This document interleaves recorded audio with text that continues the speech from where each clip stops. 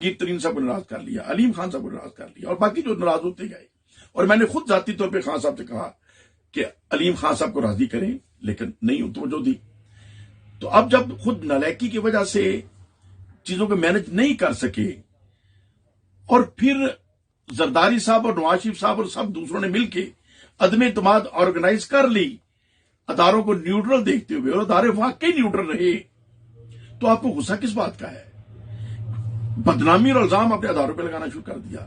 آج جو لوگوں کے اندر ایک اشتعال پیدا ہو چکا ہے، گلی کے بچوں کے اندر ایک پاک فواد کے خلاف جو سوچ آ چکی ہے، یہ تو شدید زیادتی بھی ہے اور نیشنل انٹرسٹ کے بھی خلاف ہے.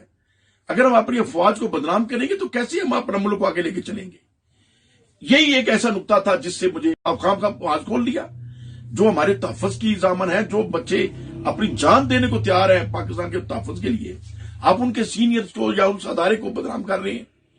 اور آج عمران خان صاحب بھی اسی لائن پہ جب چل پڑے، میں اختلاف کرتا رہا اور تکلیف محسوس کرتا رہا، لیکن 9 مئی کے بعد جو کچھ ہو چکا، اب جیسے جیسے وہ چیزیں مختلف جگہوں سے دیکھ رہے ہیں.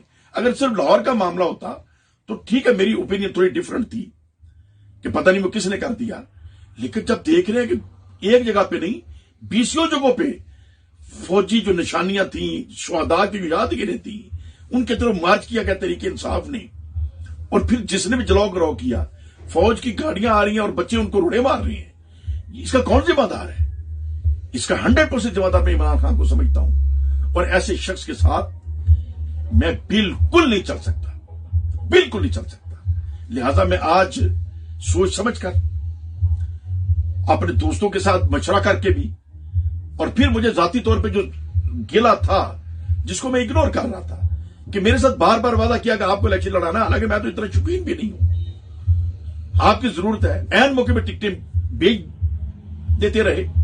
اور تیسری دفعہ پھر جب وعدہ کیا خان صاحب نے کہ پی پی 137 138 139 میرے مشورے سے وہ کینڈیڈیٹس کو دیں گے، لیکن ٹکٹیں دیتے ہوئے میرے سے مشورہ بھی نہیں کیا.